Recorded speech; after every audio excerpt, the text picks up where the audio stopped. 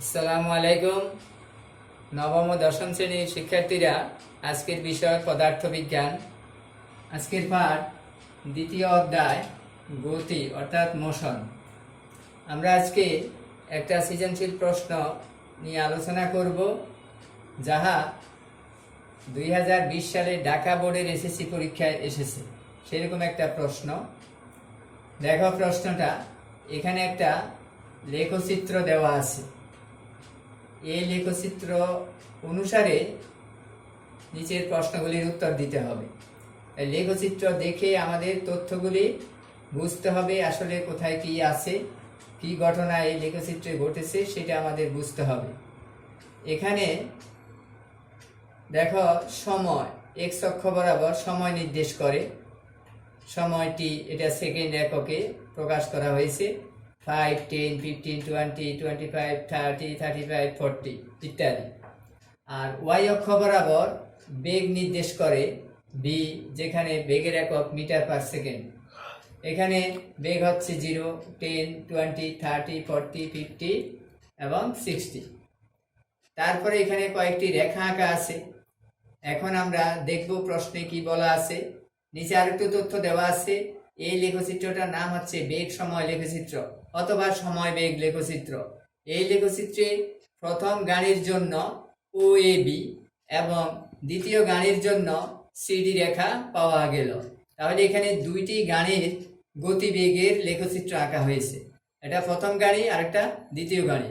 প্রথম গাড়ির জন্য রেখা পাওয়া গেছে ও এ বি, ও থেকে এ, তারপরে এ থেকে বিতে। আর দ্বিতীয় গাড়ির জন্য রেখা পাওয়া গেছে এখানে সিডি বরাবর। এই রেখাটা দ্বিতীয় গাড়ির জন্য। এখন এই লেখচিত্র কিন্তু গাড়ির পথ নির্দেশ করে না। এটা গাড়ি যে চলছে তার যে বেগ আছে, সময় আছে, সমবেগে চলছে না বেগের পরিবর্তন হয়েছে তার উপর ভিত্তি করে আমরা লেখচিত্র অঙ্কন করেছি। সেই লেখচিত্র আমরা এখানে দেখতেছি, কিন্তু এখানে গাড়ির কোনো পথ নির্দেশ করে না। আমরা আবার মনে করব না যে এখানে গাড়ি ও থেকে এতে গেছে, এ থেকে বিতে গেছে বা সি থেকে দিতে গাড়ি অতিক্রম করছে, সেরকম না।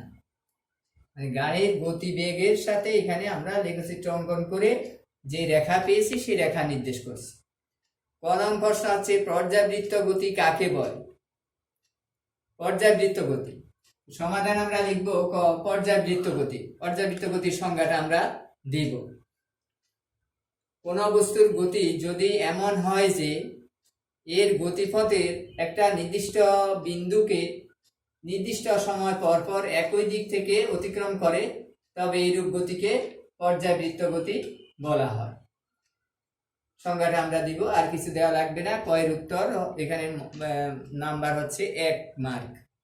খ, ভিন্ন ভরের দুটি বস্তুর উপর একই পরিমাণ বল প্রয়োগ করলে তাদের অতিক্রান্ত দূরত্ব সমান হয় না। ব্যাখ্যা করো। অর্থাৎ ভিন্ন ভরের দুটি বস্তুর উপর যদি আমরা সমপরিমাণ বল প্রয়োগ করি তাহলে তাদের অতিক্রান্ত দূরত্ব সমান হয় না। কেন হয় না সেই ব্যাখ্যাটা আমরা এখানে দিব। আমরা প্রশ্ন খ দিয়ে উত্তরটা যেভাবে আমরা করব, আমরা প্রথমে বলবো ভিন্ন ভরের দুটি বস্তুর উপর একই পরিমাণ বল প্রয়োগ করলে তাদের অতিক্রান্ত দূরত্ব সমান হয় না, কারণ ভিন্ন ভরের জন্য যদি আমরা একই পরিমাণ বল প্রয়োগ করি তাহলে আমাদের যে সূত্র F = ma, এই সূত্র অনুসারে এখান থেকে আমরা ত্বরণ বের করতে পারি। ত্বরণ A হবে F/m, বল ডিভাইডেড বাই ভর। তা আমাদের প্রশ্নে ভর দেওয়া থাকবে আর আমরা বলের পরিমাণটা সমান হবে, বলও দেওয়া থাকবে। তাহলে আমরা এখানে যদি ভর ভিন্ন হয়, বল যদি একই হয়, তাহলে কি হবে? এর মান ভিন্ন আসবে, ত্বরণ ভিন্ন হবে। আমরা জানি বস্তুর অতিক্রান্ত দূরত্ব ত্বরণের উপর নির্ভরশীল। ত্বরণ যেহেতু ভিন্ন, সেই কারণে ভর যদি ভিন্ন হয়, ত্বরণ যেহেতু ভিন্ন হবে, সেই কারণে অতিক্রান্ত দূরত্ব ভিন্ন হবে, অর্থাৎ সমান হবে না।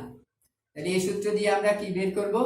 তাহলে আমরা এভাবে লিখব যে ভিন্ন ভরের বস্তুর উপর একই পরিমাণ বল প্রয়োগ করলে F = ma, এই সূত্র অনুসারে ত্বরণ ভিন্ন হবে। যেহেতু অতিক্রান্ত দূরত্ব ত্বরণের উপর নির্ভরশীল, তাই ত্বরণ ভিন্ন হওয়ার অতিক্রান্ত দূরত্ব ভিন্ন হবে। এটুকু দিয়ে আমরা ক্ষয়ের উত্তর শেষ করব। এরপর গ নাম্বার প্রশ্ন। গ নাম্বার প্রশ্নটা আমরা দেখি। বলা আছে প্রথম গাড়ির ত্বরণ নির্ণয় করো। এখানে দুইটা গাড়ির কথা বলা আছে। গ নাম্বার প্রশ্ন হচ্ছে শুধুমাত্র প্রথম গাড়ির ত্বরণ নির্ণয় করতে হবে। গ নাম্বার দিয়ে আমরা লিখব প্রথম গাড়ির ত্বরণ নির্ণয়।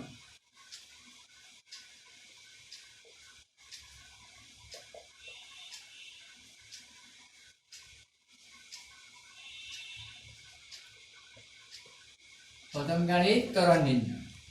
এখন প্রথম গাড়ি আমরা এখানে লেখচিত্রে দেখছি বা প্রশ্নে বলা আছে প্রথম গাড়ির জন্য OAB রেখা পাওয়া গেল, OAB রেখা। এখানে দেখা যায় প্রথমে ও থেকে এতে গেছে, অর্থাৎ উপরের দিকে উঠছে রেখাটা, তারপরে রেখাটা ভূমির সমান্তরালে অগ্রসর হয়েছে। এখন এই রেখাটা উপরের দিকে উঠছে, তার মানে হচ্ছে এখানে সময়ের সাথে সাথে বেগের পরিবর্তন হয়েছে। সময়ের পরিবর্তনের সাথে সাথে বেগের পরিবর্তন, বেগ বাড়ছে, এই জন্য রেখাটা উপরের দিকে গেছে। তারপরে দ্বিতীয় অংশটা আমরা পরে দেখব। তাহলে OA অংশের জন্য আদিবেগ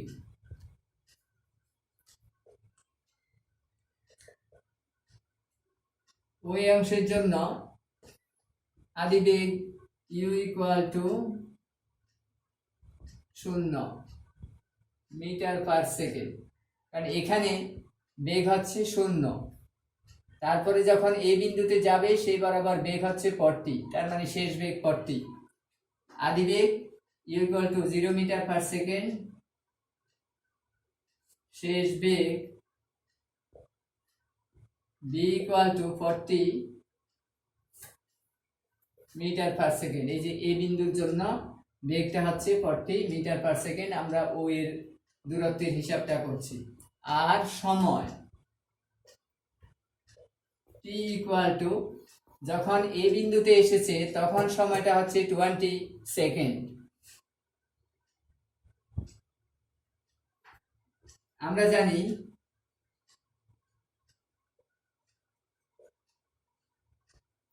B = U + AT বা B - U = AT বা A = B - U/T। এখান থেকে আমরা ত্বরণ বের করব। তাহলে আমরা এখানে B এর মান U এবং T এর মান বসাবো। আগে মান বসাই। এখানে মানগুলি আমাদের এখানে আছে। B হচ্ছে 40 মিটার/সেকেন্ড মাইনাস U হচ্ছে 0 মিটার/সেকেন্ড ডিভাইডেড বাই T হচ্ছে 20 সেকেন্ড। তারপর যদি আমরা বিয়োগ করি তাহলে কি আসবে? 0 বিয়োগ করলে ওই মানটাই থাকবে।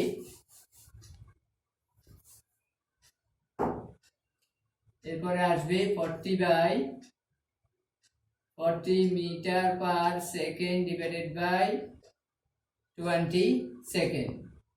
এখন আমরা যদি ভাগ দিই তাহলে হবে 2, আর মিটার/সেকেন্ডকে সেকেন্ড দিয়ে ভাগ দিলে হবে মিটার/সেকেন্ড স্কয়ার, অর্থাৎ ত্বরণ পেলাম আমরা 2 মিটার/সেকেন্ড স্কয়ার।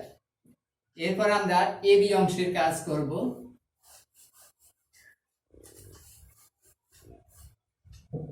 আবার AB অংশের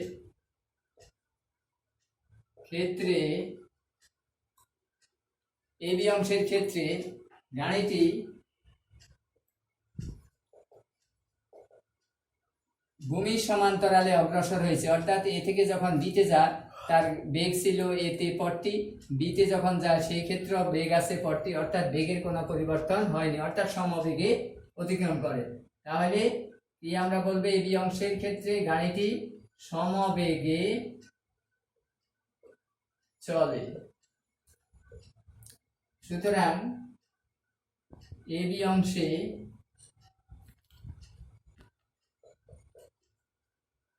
এর ত্বরণ